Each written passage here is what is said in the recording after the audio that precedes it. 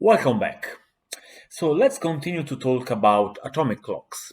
And in the last video we have discussed microwave atomic clocks, and we have seen how cold atoms can help the performances of these clocks because you can use cold atoms to make the interrogation time longer and so increase the precision of the measurement. And this was possible thanks to this atomic fountain configuration that enables interrogation times up to 1 second. In this video, we would like to discuss a new generation of atomic clocks that are based on a different concept. So instead of working in the microwave domain, these clocks operate in the optical domain. So we will call them optical atomic clocks, and they were developed starting, I would say 10 or maybe 15 years ago, but not more than that, because of some crucial technical developments that happened at those times, and I will show you in this video.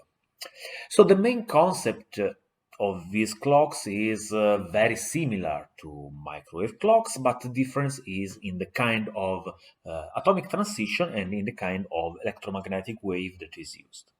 So it is not a transition between hyperfine levels in an alkali atom. So it is a transition between different electronic levels. And so the frequency of the transition is much higher. So not gigahertz or tens of gigahertz, now it is hundreds of terahertz. So we have a factor of 5 in the frequency of a transition, and as we already discussed and you can see in this slide, the precision of the measurement of time is connected to the increase in the frequency of the oscillator that you use for measuring time. And this concept can be quantified by introducing this quantity Q, that is a quality factor that is defined as the ratio of the oscillator frequency, mu, divided by the uncertainty on the frequency of the oscillator, delta nu. And this delta nu can have different contributions. And for example, there will be some intrinsic uncertainty. So in the case of an atomic clocks in which we have an oscillating field that is stabilized onto an atomic transition, so this delta nu can be related to the natural line width of a transition.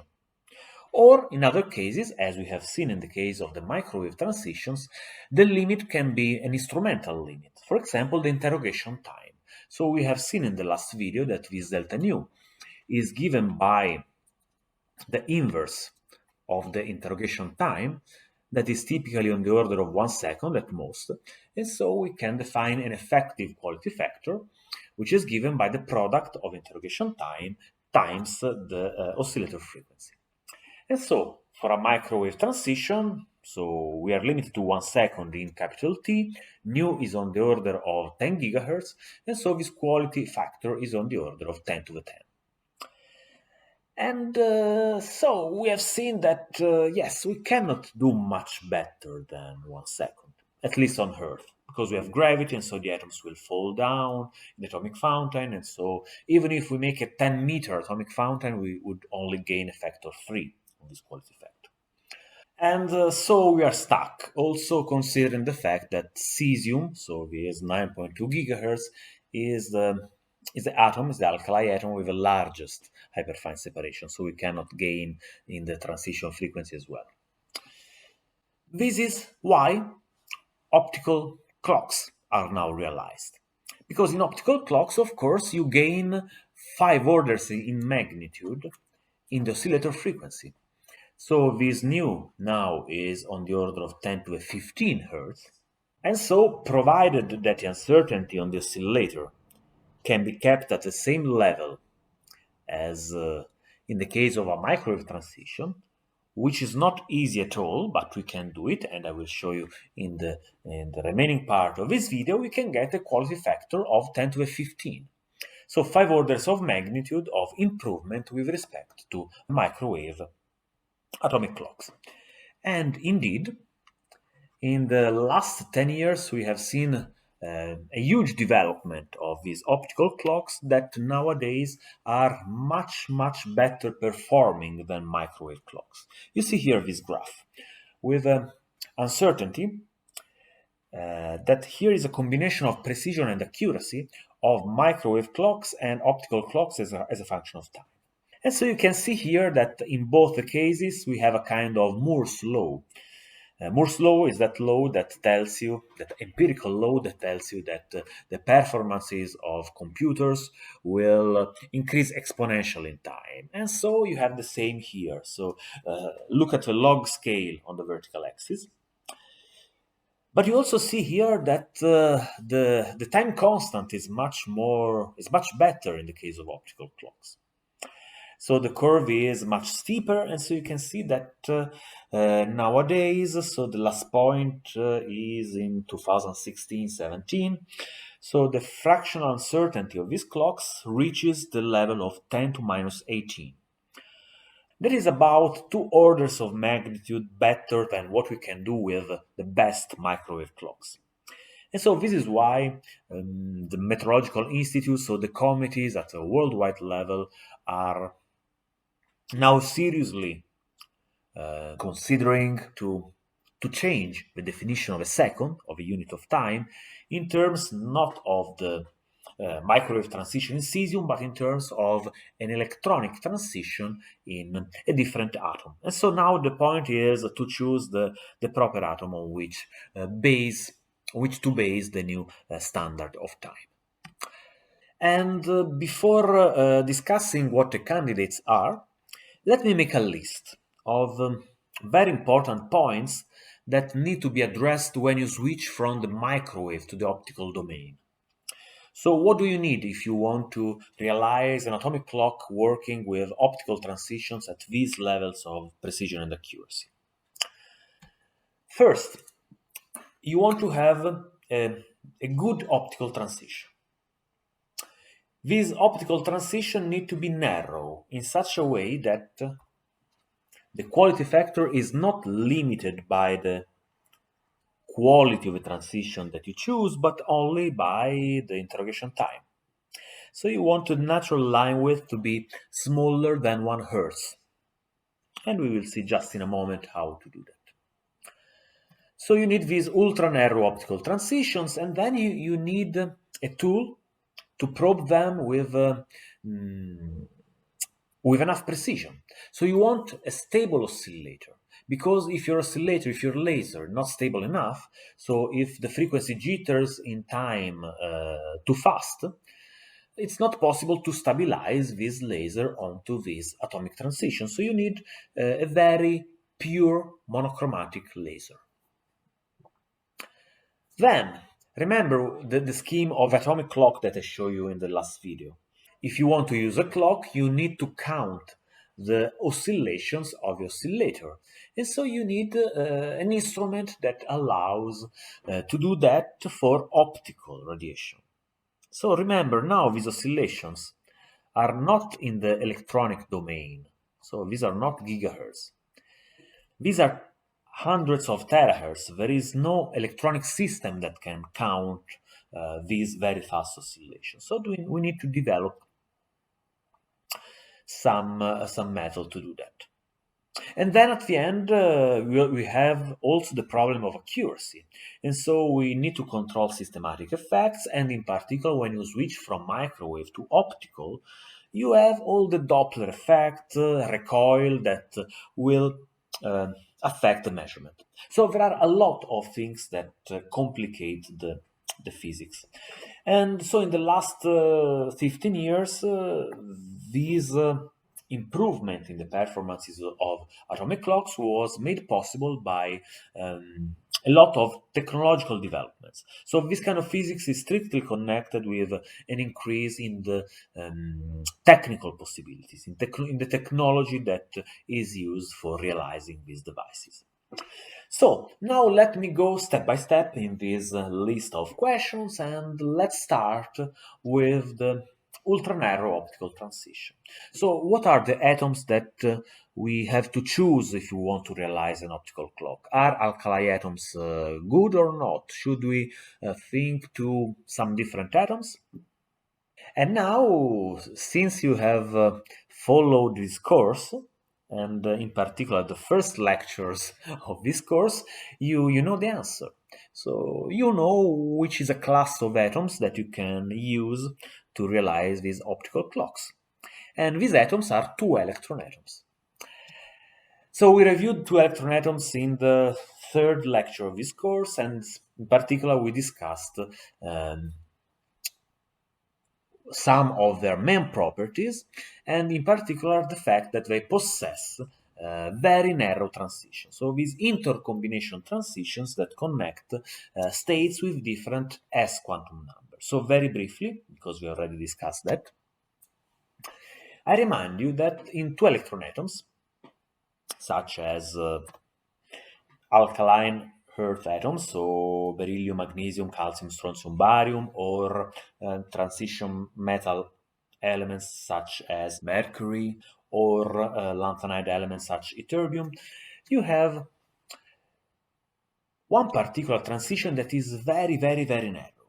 So this is the so-called clock transition that connects the ground state 1s0 to the excited state 3p0. And this is doubly forbidden because it violates two selection rules. So we already discussed that, but just let me recall the basics. First, it violates the selection rule for the spin. So this is a transition with delta S equal 1, so it connects levels with different spin quantum number.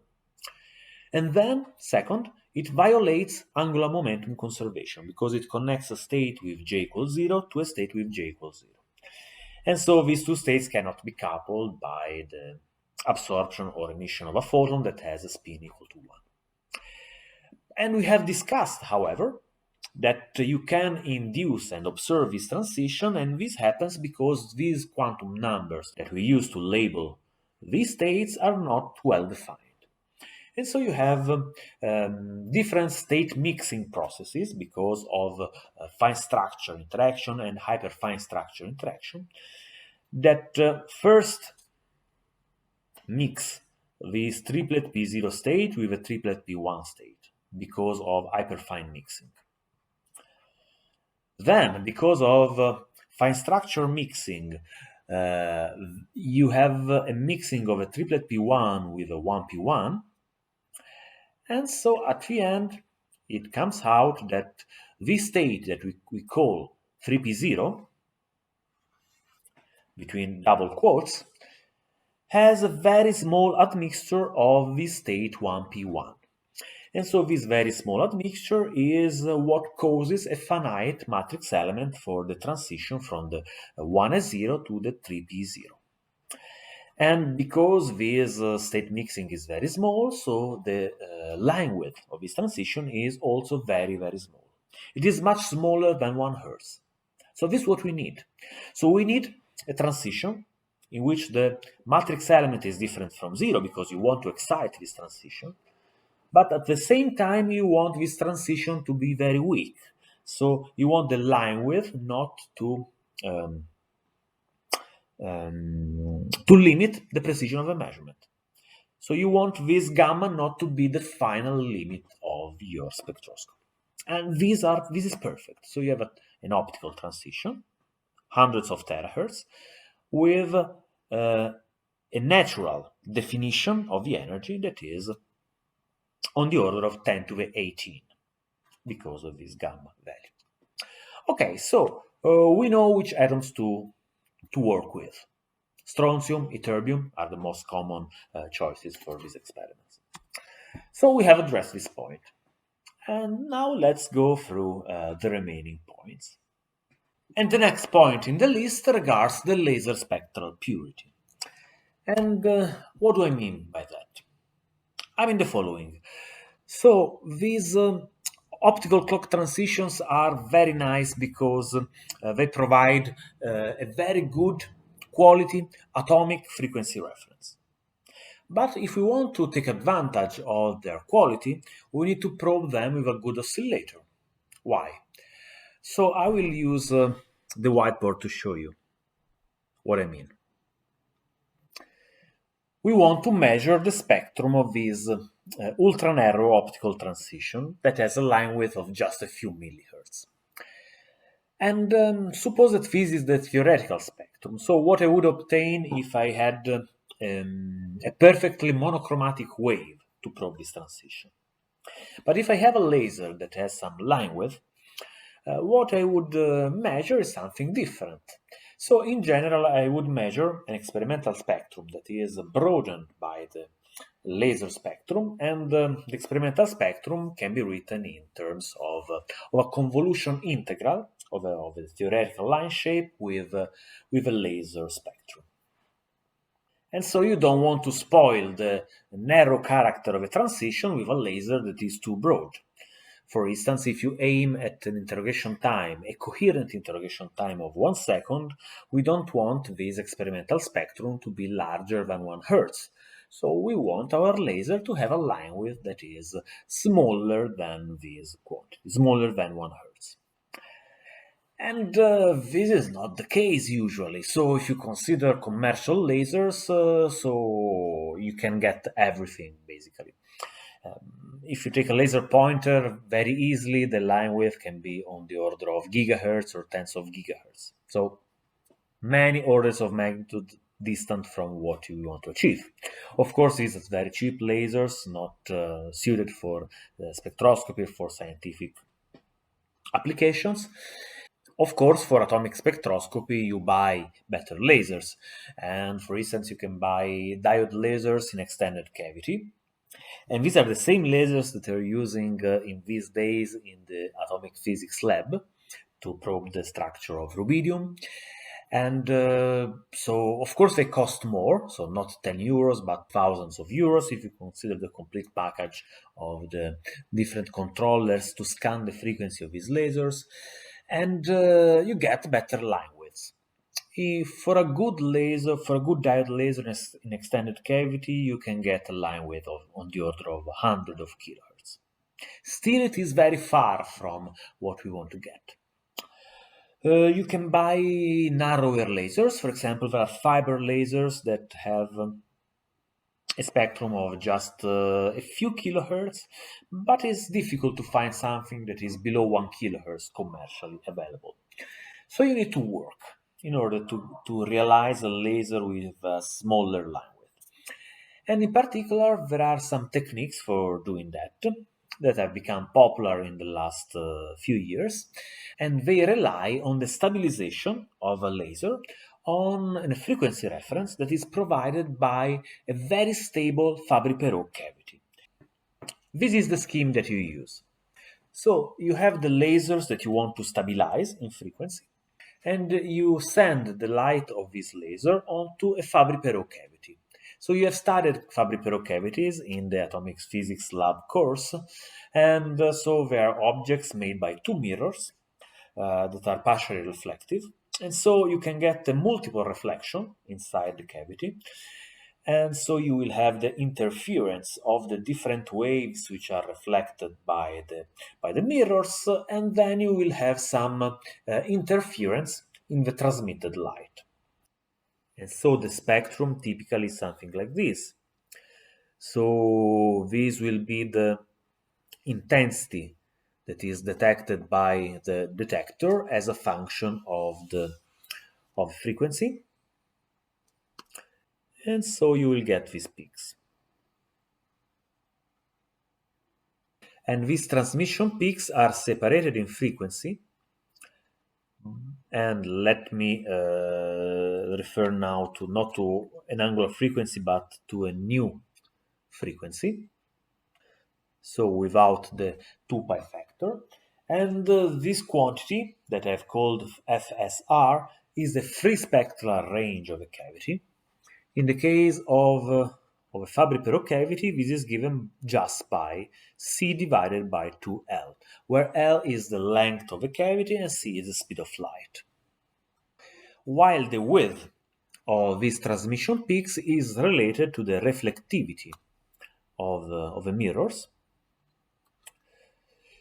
through a parameter that is called the finesse of a cavity. So this can be written basically apart from some prefactors. It also depends on definitions as the free spectral range divided by the finesse. And the finesse is a quantity that is depending on the reflectivity on the mirrors. In particular, the higher is the reflectivity, the higher is the finesse.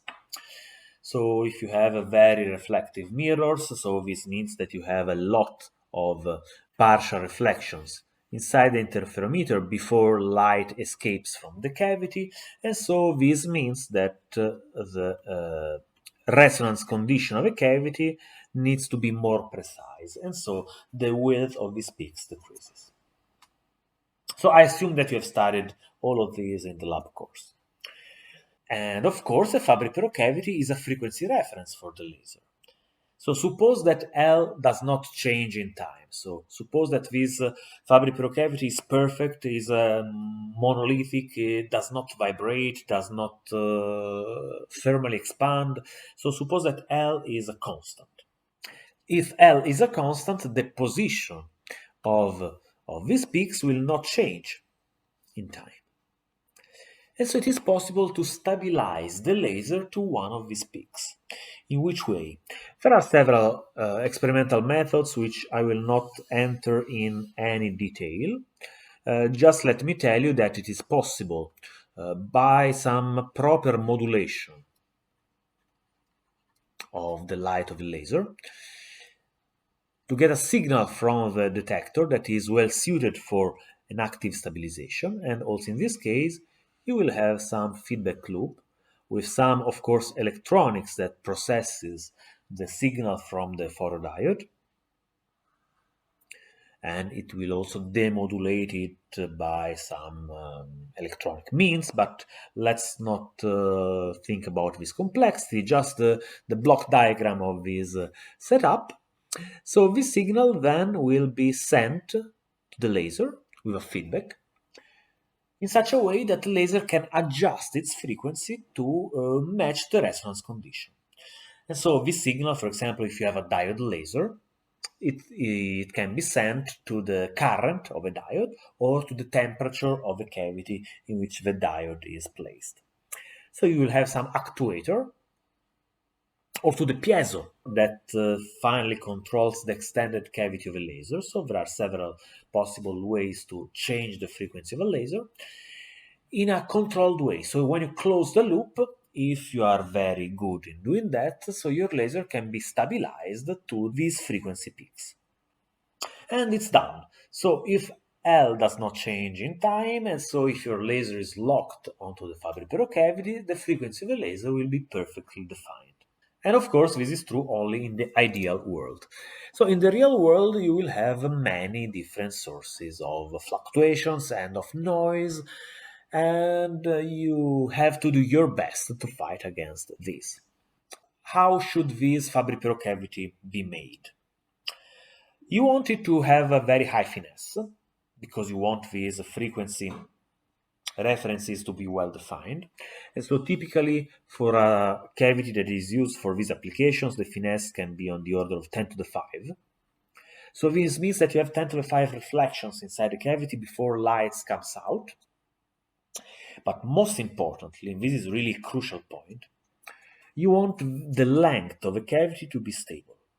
So L has to be a constant. If L is not a constant, so these peaks will move, and so you will lose all your attempt to stabilize the frequency of the laser. And so I don't want to enter the details, as I told you. Just want to tell you that with this technique, we can stabilize the frequency of a laser at level of just 1 hertz or even below that. And let me just tell you how good is this. And so let's suppose that we were so good to stabilize our laser to the level of 1 hertz of line width. So these are the residual fluctuations of the frequency of a laser. And of course, the carrier frequency is this is a laser, so this is visible light, and the frequency is 10 to the 14, 10 to the 15 hertz. So just as an order of magnitude, let's consider 10 to the 15. Okay, so delta nu over nu is 10 to the 50, 10 to the minus 15, of course. But if you have stabilized your laser onto the cavity, this nu has to be an integer multiple of a free spectral range. So this nu is some integer value n times the free spectral range. So nc divided by 2L. And now C is a constant, so n is a constant if you consider just one specific mode of a Fabry-Perot resonator. So at the end, this frequency is inversely proportional to the length of a cavity. So this delta nu over nu can be written also as delta L over L. And if you consider a length of a cavity of 10 centimeters, this means that delta L will be 10 to minus 16 of a meter. And so think to this number. So stabilizing a laser to 1 hertz means that you need a cavity whose length is defined at a level of 10 to the minus 16 meters. 10 to minus 16 meters is 1/10 of the radius of a proton. So if you think of this, it's really amazing. So in experiments, you can stabilize a laser onto these very good cavities in which the length changes by much less than the size of a proton. That's fantastic, but this is really what happens. Just let me tell you, you can wonder, okay, I cannot realize any surface that is polished at this level. But this does not matter. Of course, you will have some imperfections in your mirrors and so some roughness, but this is not important. So the optical beam will average on this kind of imperfections. So what is important is the average length of a cavity. And this should not vary by more than this quantity. And okay, this can be done. Let me just take a couple of slides to show you a couple of technical points, really technical points, because the idea is very simple, and then so here is a really hard technology to make everything work. So I apologize for this slide in Italian. So this was taken from INRIM, that is the Italian Metrology Institute, where these kind of very narrow lasers are realized at a very nice level. Even if also here in Florence we have lasers that have this very high degree of purity. And so you need to work on different directions to stabilize this length L. First, you need a very good thermal stabilization. Because if the temperature changes, of course, the mirrors of your cavity will change in distance. And so you realize these cavities with a very special kind of glass that is called a ULE glass, where ULE stands for ultra low expansion. And so you have these cavities that take the form of cylinders made by this special glass. And the temperature at which these cavities are maintained is the temperature for which the thermal expansion coefficient of a cavity is equal to 0. So I apologize for the small font, but here you can see that the fractional change in frequency, that's also the fractional change in length of a cavity, can be made 0, at least at first order, at second order in temperature, when your temperature matches this special TC temperature, for which you have a stationary point of length as a function of temperature, and this means that for a small variation of temperature you will have no variation in the length. And of course you need to stabilize very carefully. to a level of better than 1 millikelvin, the temperature of this cavity. So you rely both on passive and active stabilization with some control circuits that maintain the temperature constant at a very high level. But then you have to stabilize against the vibrations of the cavity, because, so it is enough that you knock on the table or that you even walk in the room to destroy these your attempts to stabilize the laser. So you want to stabilize against seismic vibrations in a very good way. And so there are some tricks to do that. And first you place the cavity onto some holders that hold the cavity at some specific points for which you have the minimal coupling to the external world. But then you also put this cavity into some anti-vibration platform, and you take all the possible care not to make these cavities vibrate. And so this, as I told you, is technology, and but at the end you can do that. And this, for example, is okay. You can see it more clearly now. You can see more clearly the shape of these cavities, and just want to tell you that these are the mirrors. And what you see here, just this piece of glass that holds the mirrors at a fixed distance, one with respect to the other. And then you put this cavity in a kind of fridge in which the temperature is stabilized and so on.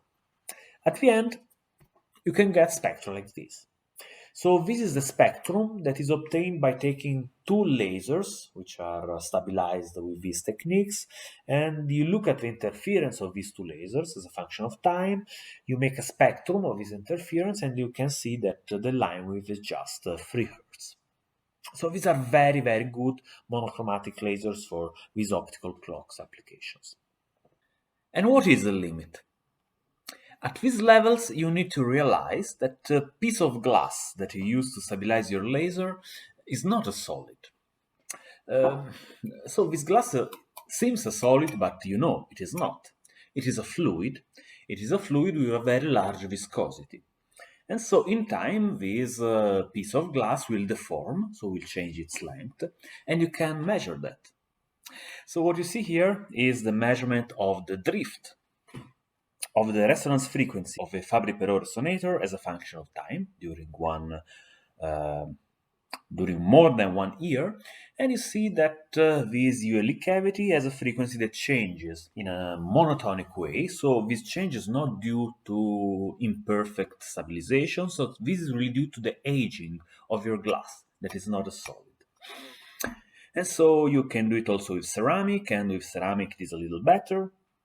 However, of course, even ceramic is not a crystalline solid. And so in order to do more, you have to use a proper solid in order to cancel this long-term drift. And so in some new experiments, different kind of cavities have been realized. So with silicon, that is a normal, regular solid. However, there are many problems arising from that. For example, the fact that if you want to have this zero thermal expansion, you need to put your cavity in a cryogenic environment, but this has been done. And so the record for laser stabilization comes from this work. And this work was realized at GILA in the group of Juni. And GILA is a research institute in Boulder, Colorado, US, that is associated with NIST, that is the US National Metrology Institute. And you can see that here the stabilization is at the level of just 40 millihertz. So you have defined the frequency of your light at the level of 1 part in 10 to the 16.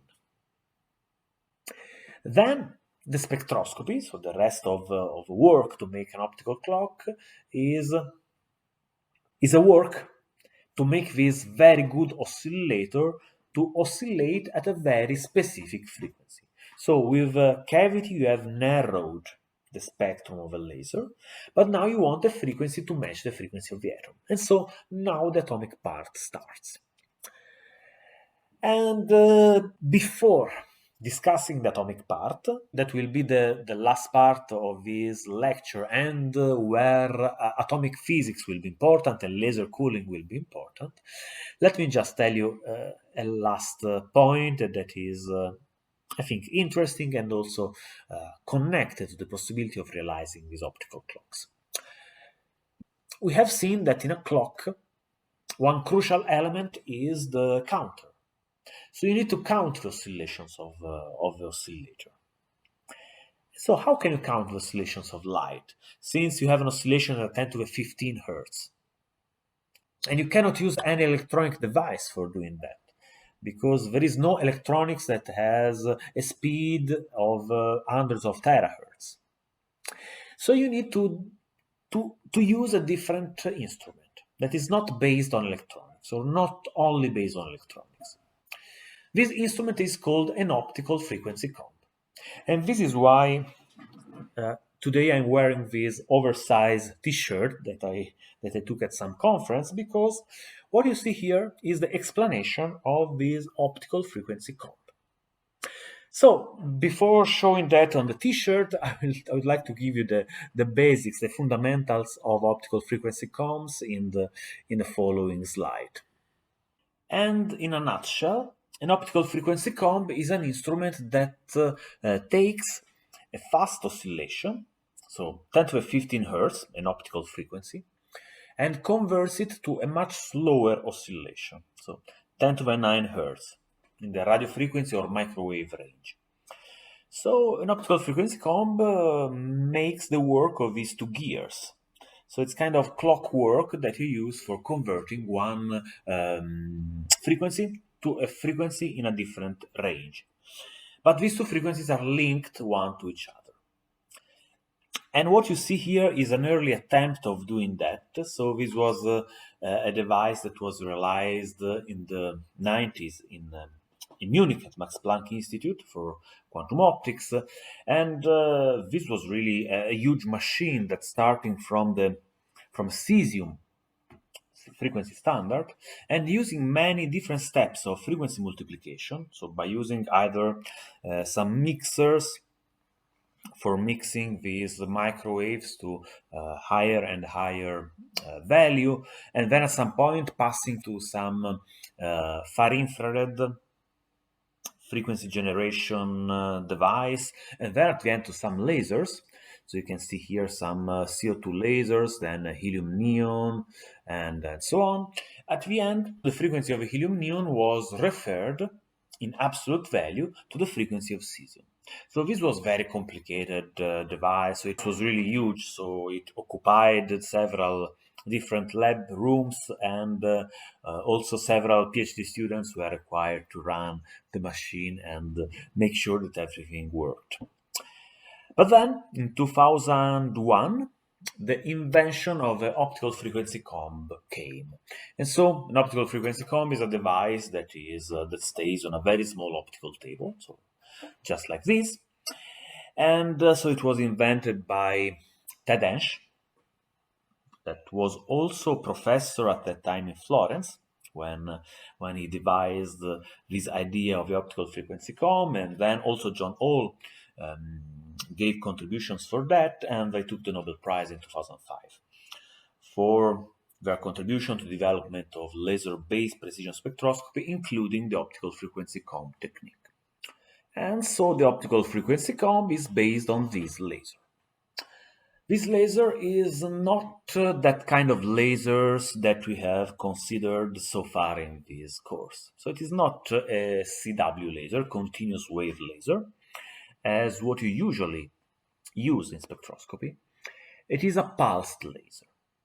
So in particular, this is a mode-locked pulsed laser that is emitting very short pulses of light of just a few tenths of femtoseconds. So this 10 femtosecond is the envelope, is the width of the envelope of these pulses. These pulses are emitted at regular times, so there is a well-defined repetition rate that is associated with this time TR between different pulses. And this TR is instead on the order of 10 nanoseconds. And so you have here 6 orders of magnitude. So these pulses are very, very short. They are emitted at regular times, and then you have a very long time of darkness in in this light. You do not expect that in this light emission. And then these pulses have a very important property. So they are mode locked. What do I mean by mode locked? I mean that there is a well-defined phase between one pulse and the other. So if you look at the oscillation of a carrier frequency, of course, this is a visible laser, so this carrier is associated to some a few femtosecond of oscillation period, because this is just the oscillation period of visible light. You have that these different pulses are a little bit shifted, and so this carrier can have a small phase shift with respect to the envelope of the pulses. And you can see it here in this figure. For example, you can see that the maximum of the carrier coincides here with the maximum of the envelope, but here instead you have some shift. So you have this time delta TO between the maximum of a carrier and the maximum of the envelope, but this phase shift is constant. So it is the same from pulse to pulse. And these mode-locked femtosecond pulses in the first versions of optical frequency combs were realized with titanium sapphire lasers, like the one that you see here, that are nice lasers because they can operate both in continuous mode. And if you remember, you have seen these kind of lasers in the virtual lab visit 2 lectures ago. So these are the lasers that we use to produce optical lattices. But we can also operate these lasers in pulsed mode. And so they realize these mode-locked pulses. And now, to understand how to operate an optical frequency comb, we need to look at the spectrum of these lasers. So I will not make the calculation. One can calculate the Fourier transform of this train of pulses. So if you're interested, you can have a look in the slides that I will leave you on Moodle. So the calculation is not so difficult. And at the end, you find that the spectrum of the optical frequency comb is like this. So it is made by many lines that are very narrow. This spectrum is centered at the frequency of a carrier, so nu c, that is related to this period capital TC. Then these lines are equispaced, and the spacing between them is associated instead to the time between different pulses. So we can call this quantity nu r as a repetition rate, while the envelope of a spectrum is instead associated to the width of the pulses. So, of course, in the spectrum, you find all the time scales of the signal in the time domain, of course, reversed. There is also another frequency that is this offset frequency,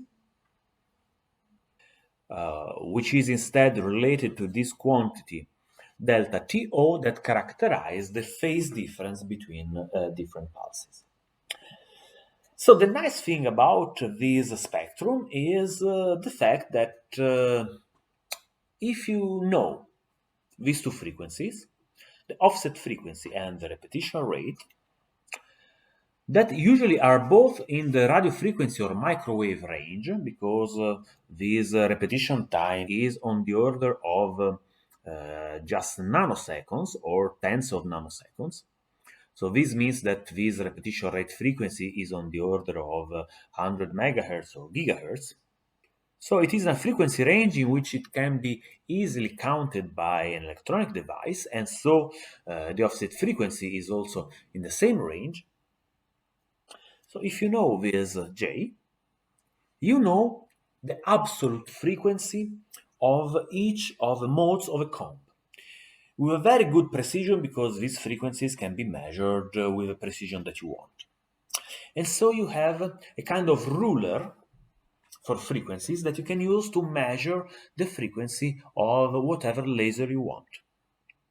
And why is it called a comb? Because it is made of many lines that are precisely spaced at regular intervals, as a comb that you use for the hair. Actually, last time I used a comb for my hair was 20 years ago. I use optical frequency combs much more frequently than normal combs.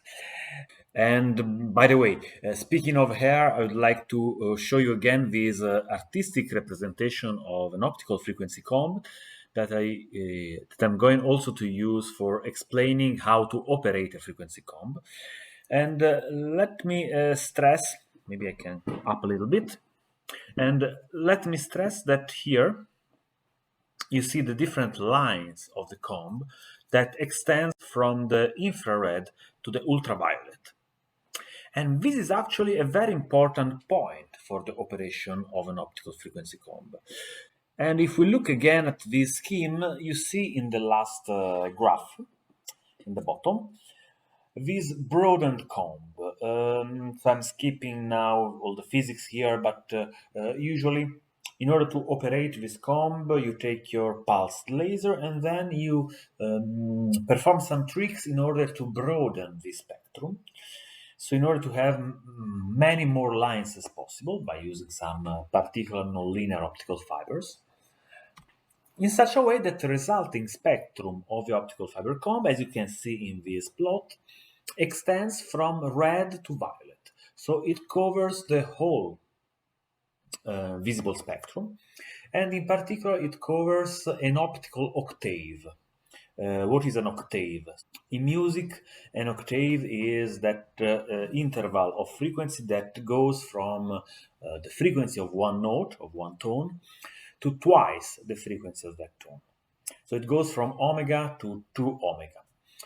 And this is what happens in the visible spectrum, because you know that the violet frequency corresponds to approximately twice the frequency in the red. And here you can see very nicely the light coming out of the optical frequency comb that is white, because it contains all the frequencies from red to violet that is diffracted here by diffraction grating. So it is rather dark, so I don't know if you can see it properly. And then you have this diffraction to this screen going from red to violet. And of course, it is not possible to resolve it, but this spectrum is made by lines. So it's not a continuous spectrum, it is a spectrum made by all these comb lines, each of which has a well-defined frequency, which is given by this expression. And again, if we know nu r and nu o, we know the absolute frequency of all the lines of the comb. And so these frequencies have to be measured. Nu r is simple. Why? Because, you just have to put a fast photodiode at the exit of a comb, and so you will see in time the arrival of these pulses. Of course, you cannot resolve the femtosecond duration of the pulses, but you can see the arrival of different pulses, one after a few nanoseconds from the other. And so you can measure nu r. Nu o is a bit more complex because in that case, yes, you should be able to observe the oscillations of electric field of a carrier at very high speed. But then there is a trick. And the trick is what I have on my t-shirt. And let me explain that as the last part of this video.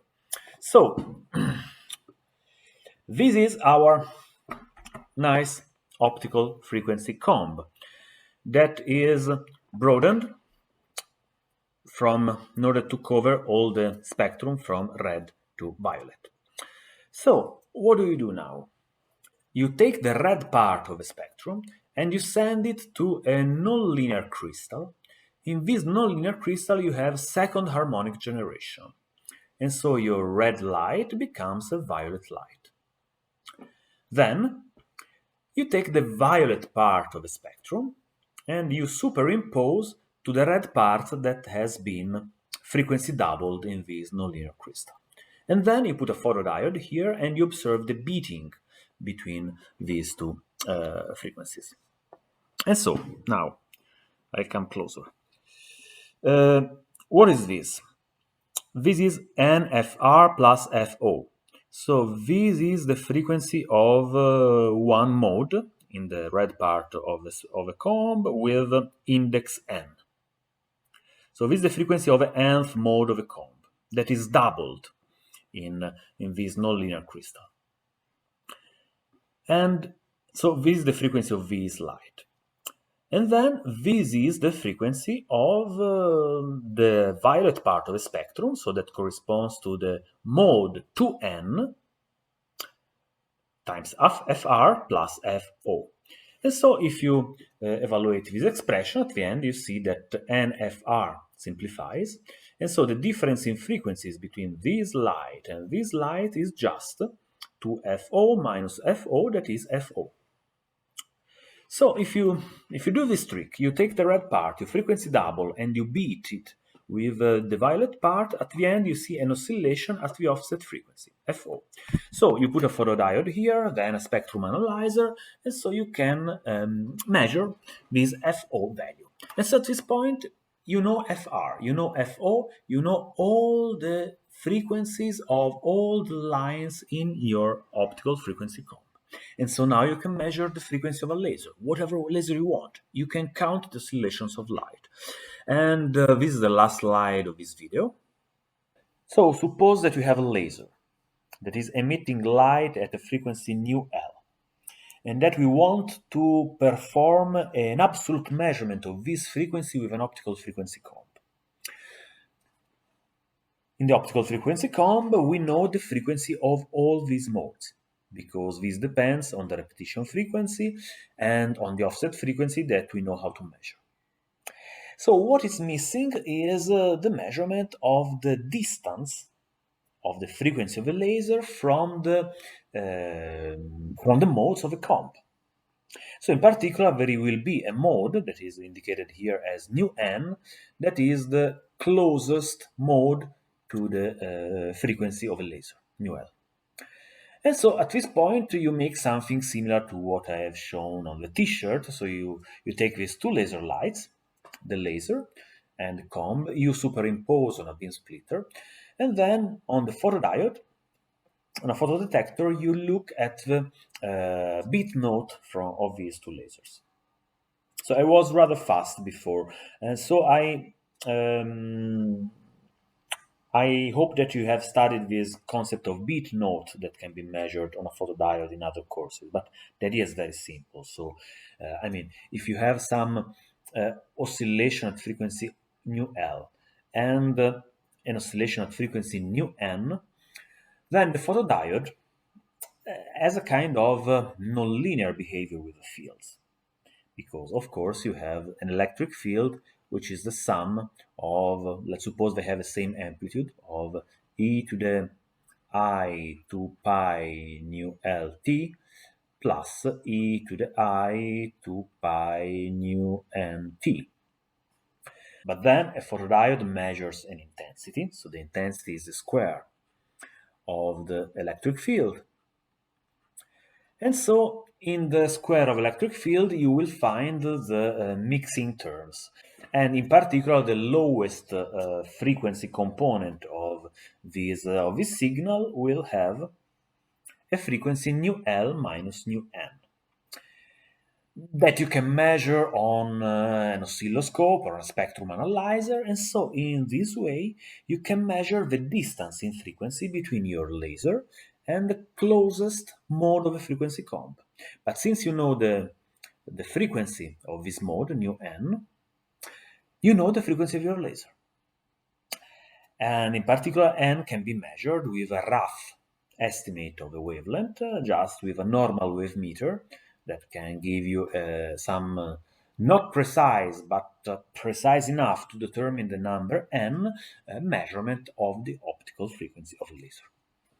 So I was a bit fast in this last point, and also because I already spent a lot of time in these techniques that are mostly optical techniques.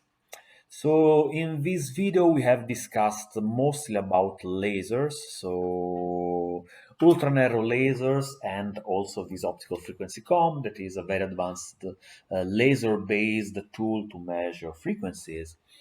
And I hope that it was interesting for you. So I try to give you this overview on advanced laser technology that you are not using yet in the lab, so in the atomic physics lab. But if you choose to continue in this field and you choose to make a thesis in one of our labs, you will encounter all this advanced laser technology that we can use for manipulating atoms.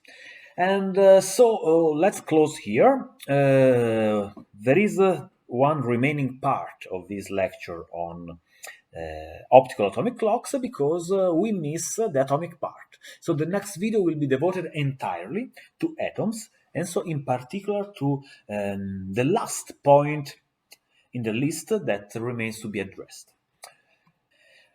The last point is connected to the elimination of some systematic effects, and in particular we will discuss how to eliminate the Doppler effect that is the most important source of broadening and shift in measurements in the visible domain.